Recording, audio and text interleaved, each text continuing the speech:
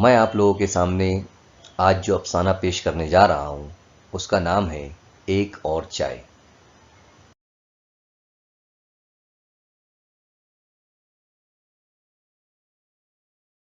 یہ ان دونوں کی تیسری چوتھی ملاقات تھی۔ شام کا وقت تھا، سڑک کے کنارے دھول مٹی اڑ رہی تھی، ہوٹل کی کرسیاں گرد غبار سے بھری ہوئی تھیں۔ الطاف بھائی کو یہ گرد غبار پسند نہیں تھا۔ وہ اکثر کہا کرتے تھے کہ میرے سفید کپڑوں اور ٹوپی کو خراب ہونے نہیں دوں گا، میری بہو بہت محنت سے ان کو دھوتی ہے۔ آج بھی جب انہوں نے اس بات کا ذکر کیا تو سلیم چاچا انہیں بڑی حسرت بھری نگاہوں سے دیکھ رہے تھے۔ پھر سلیم چاچا نے ہوٹل کی طرف دیکھ کر آواز لگائی، اے پچھر، ادھر چائے لا۔ پچھر بڑا مذاق مسخری کرنے والا تھا، اس نے بھی وہیں سے آواز لگا دی، ارے بڈھے رک، لاتا ہوں ابھی۔ تجھے کون سا نماز پڑھنے جانا ہے جو گھائی مچا رہا ہے؟ سلیم چاچا ہمیشہ میلے کچیلے کپڑوں میں ہوٹل پر دکھا کرتے تھے۔ گھر ان کا قریب ہی تھا اور مسجد بھی گھر سے بالکل نزدیک تھی، لیکن مسجد میں جانا انہیں بڑا بھاری معلوم ہوتا تھا، جبکہ الطاف بھائی ہمیشہ صاف ستھرے کپڑوں میں خوشبو لگائے گھر سے مسجد اور مسجد سے گھر کے چکر لگاتے نظر آتے تھے۔ سلیم چاچا نے اپنے ہاتھوں سے کرسی کی دھول کو صاف کرتے ہوئے الطاف بھائی کو بیٹھنے کے لیے کہا۔ الطاف بھائی بیٹھ گئے۔ پھر پچھلی ملاقاتوں کی طرح اس ملاقات میں بھی ان کے درمیان سیاسی و سماجی باتیں ہونے لگیں۔ دھیرے دھیرے وہ باتیں گھروں کی باتوں میں تبدیل ہو گئیں۔ سلیم چاچا خود چاہتے تھے کہ وہ اپنے گھر کے حالات الطاف بھائی کو سنائے۔ وہ کہنے لگے، الطاف بھائی، ہر گھر کے حالات آپ کے گھر کی طرح خوشحال نہیں ہوتے ہیں۔ آپ کے بیٹے اور بہو کی طرح سب کے بیٹے بہو نہیں ہوتے ہیں۔ آپ قسمت والے ہیں کہ آپ کی بیوی کے انتقال کے بعد بھی آپ مزے سے زندگی گزار رہے ہیں۔ یہاں تو بیوی ہونے کے بعد بھی حالات خراب ہیں۔ یہ سب باتیں الطاف بھائی سن رہے تھے اور مسکرا رہے تھے۔ الطاف بھائی ہمیشہ مسکراتے رہتے تھے۔ چائے ختم ہو چکی تھی اور وقت بھی زیادہ ہو رہا تھا۔ سلیم چاچا نے ہوٹل کی طرف دیکھا اور آواز لگائی، دو چائے اور۔ باتیں ہوتی رہیں اور مغرب کی اذان ہونے لگی۔ اذان کی آواز سنتے ہی باتوں کو چھوڑ کر الطاف بھائی اٹھ کھڑے ہوئے اور سلیم چاچا سے کہنے لگے، چلو آپ بھی نماز۔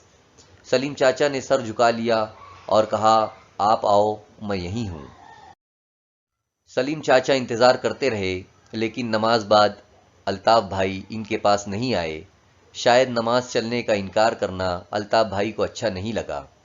دوسرے دن اسی ہوٹل پر کچھ ٹھیک ٹھاک کپڑے پہنے سلیم چاچا بیٹھے الطاف بھائی کا انتظار کر رہے تھے، ٹھیک اس طرح جیسے کوئی بچہ اپنی شکایتیں بڑوں کو سنانے کا انتظار کرتا ہے۔ الطاف بھائی عصر کی نماز سے فارغ ہو کر ہوٹل کی طرف آئے۔ سلیم چاچا نے آواز لگا کر انہیں بلایا اور پوچھا، آپ کل مغرب کی نماز پڑھ کر واپس ہوٹل پر نہیں آئے؟ الطاف بھائی نے کہا، تم میرے کہنے پر نماز آئے تھے کیا، جو میں ہوٹل پر بیٹھنے آؤں؟ سلیم چاچا نے ہوٹل والے کو چائے کے لیے آواز لگائی اور اپنی کل کی ادھوری داستان سنانے لگے۔ ہاں تو میں کل آپ سے یہ کہہ رہا تھا کہ آپ جیسی قسمت سب کی نہیں ہوتی ہے۔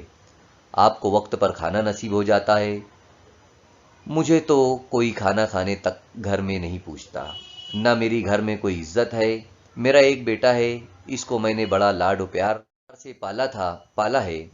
اس کی شادی بڑی دھوم دھام سے کروائی، پر شادی بعد اس کے تیور بالکل ہی بدل گئے۔ وہ ہم سے الگ ہو گیا، کھانے پینے کو بھی نہیں پوچھتا۔ ادھر میری بیوی اپنے بوڑھے ماں باپ کو میرے گھر لے آئی ہے اور ان کی خدمت کرنے میں مجھے بھول گئی۔ میں بالکل اکیلا ہو گیا ہوں، نہ کوئی میرے کپڑوں کو وقت پر دھوتا ہے اور نہ کھانے پینے کا کوئی وقت، بس کٹ رہی ہے زندگی۔ الطاف بھائی یہ سب باتیں سن رہے تھے اور سنتے سنتے انہوں نے ہوٹل والے کو آواز لگائی، دو چائے اور لاؤ۔ الطاف بھائی نے جب سلیم چاچا کی یہ سب باتیں سنی تو حیرت میں پڑ گئے اور ان کا چہرہ مایوس نظر آنے لگا۔ انہیں سلیم چاچا پر ترس آنے لگا۔ چائے آ گئی، دونوں چائے پینے لگے۔ چائے پیتے پیتے الطاف بھائی گہری سوچ میں ڈوب گئے، یہاں تک کہ چائے کی پتی ان کے منہ میں لگ گئی۔ پھر انہوں نے ایک گہری سانس لی اور سلیم چاچا سے کہا، حالات بدل سکتے ہیں۔ اتنا کہنا تھا کہ آواز آئی، اللہ اکبر، اللہ اکبر۔ مغرب کی اذان ہونے لگی۔ آج بھی الطاف بھائی آواز سن کر کھڑے ہو گئے اور سلیم چاچا کی طرف دیکھنے لگے۔ کچھ بولنے سے پہلے ہی سلیم چاچا جگہ سے اٹھ کھڑے ہوئے اور نماز کے لیے الطاف بھائی کے ساتھ چلنے تیار ہو گئے۔ دونوں ایک دوسرے کو دیکھ کر مسکرانے لگے۔ ہوٹل کا پچر بھی یہ نظارہ دیکھ رہا تھا۔ اب روزانہ سلیم چاچا صاف ستھرے کپڑوں میں رہنے لگے۔ نماز کی پابندی بھی ہونے لگی تھی۔ ضرورت پڑنے پر خود اپنے کپڑے کو دھو لیا کرتے تھے، پر میلے کپڑے نہیں پہنتے تھے۔ وہ دونوں روزانہ مسجد سے نکل کر چائے کی ہوٹل پر باتیں کرتے تھے۔ ایک اور چائے پیتے پیتے کئی گھنٹے گزار دیتے تھے۔ الطاف بھائی کے ساتھ رہنے کی وجہ سے سلیم چاچا کی بدلاؤ نظر آنے لگے تھے۔ محلے کے لوگ بھی انہیں عزت بھری نظروں سے دیکھنے لگے تھے۔ گھر والے بھی تھوڑا بہت دھیان دینے لگے۔ ہوٹل کا پچر بھی زبان سنبھال کر بات کرنے لگا تھا۔ الطاف بھائی ان کی تمام باتوں کو دل سے سنا کرتے تھے اور ان کو رائے مشورہ دیا کرتے تھے، جس کی وجہ سے سلیم چاچا کے مسائل میں کمی آ گئی تھی اور سلیم چاچا کو تو بس اپنی باتوں کو سنا کر اطمینان ہو جاتا تھا۔ اب چاچا کی زندگی ٹھیک ٹھاک گزرنے لگی تھی۔ گھر سے مسجد، مسجد سے دوست کے ساتھ ہوٹل اور پھر گھر۔ چند سال تک یوں ہی چلتا رہا۔ الطاف بھائی کا تعلق اتر پردیش سے تھا۔ وہ اکثر گاؤں جایا کرتے تھے اور 8-15 دنوں میں واپس آ جایا کرتے تھے۔ کچھ دنوں سے الطاف بھائی کو سانس لینے میں تکلیف سی تھی۔ ڈاکٹروں سے علاج چل رہا تھا۔ اسی دوران ان کا گاؤں جانا ہوا۔ بیماری کے چلتے ان کے گھر والوں نے واپس شہر نہ آنے کا فیصلہ کیا۔ ادھر سلیم چاچا اپنے دوست کا انتظار کرتے رہے۔ کئی جگہ سے ان کی خبر معلوم کرنا چاہا۔ پتہ کرنے پر معلوم ہوا کہ وہ اب واپس شہر نہیں آئیں گے۔ یہ خبر ملتے ہی سلیم چاچا بے حد مایوس ہو گئے۔ آنکھیں آنسوؤں سے بھر آئی۔ گالوں کی جھریوں پر آنسو صاف نظر آ رہے تھے۔ وہ کافی دیر تک ہوٹل پر اکیلے بیٹھے رہے۔ مغرب اور عشاء کی اذانوں کا ان پر کوئی اثر نہیں ہوا۔ آج ایک اور چائے کی آواز بھی نہیں آئی۔ یہ سب ہوٹل کا مالک اور پچر دیکھ رہا تھا۔ ہوٹل کے مالک نے پچر سے کہا، جاؤ خود سلیم چاچا کو چائے دے دو۔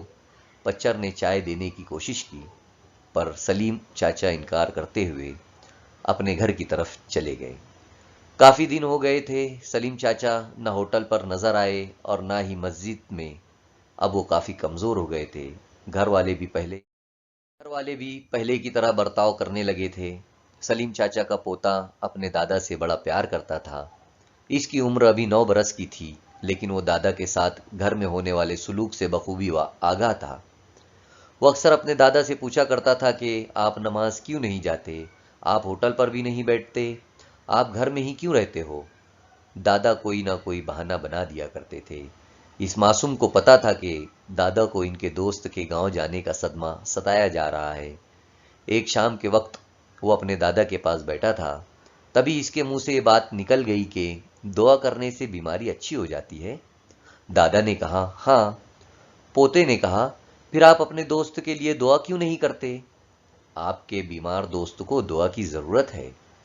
ہمارے مدرسے کے حافظ جی کہتے ہیں، نماز بعد دل سے دعا مانگی جائے تو قبول ہوتی ہے۔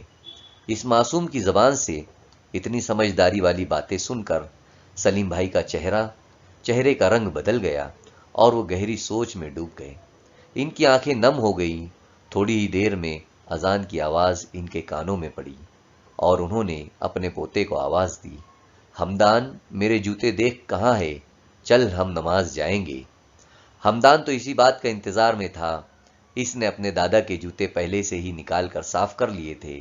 وہ خوشی خوشی جوتوں کو اٹھا لایا اور خود بھی ٹوپی پہن کر آیا۔ سلیم بھائی نے اس کے کندھوں کا سہارا لیا اور مسجد کی طرف چلنے لگے۔ نماز کے بعد کئی لوگوں سے ان کی ملاقات ہوئی۔ لوگوں نے ان کا حال چال دریافت کیا۔ اب وہ گھر کی طرف جانے کے لیے تیار تھے۔ تبھی ہمدان نے ان سے ہوٹل کی چائے پینے کی فرمائش کر دی۔ سلیم بھائی ہمدان کو بڑے ہی پیار سے دیکھنے لگے۔ وہ سب کچھ سمجھ چکے تھے کہ یہ سب ہمدان کی سوچی سمجھی باتیں ہیں، جو وہ مجھے ہوٹل پر لے جانا چاہتا ہے، جس سے میری بے رنگ زندگی میں کچھ سدھار آ جائے۔ سلیم بھائی نے پیار سے ہمدان کی پیٹھ پر ایک تھپکی ماری اور کہا، چل بھائی چل۔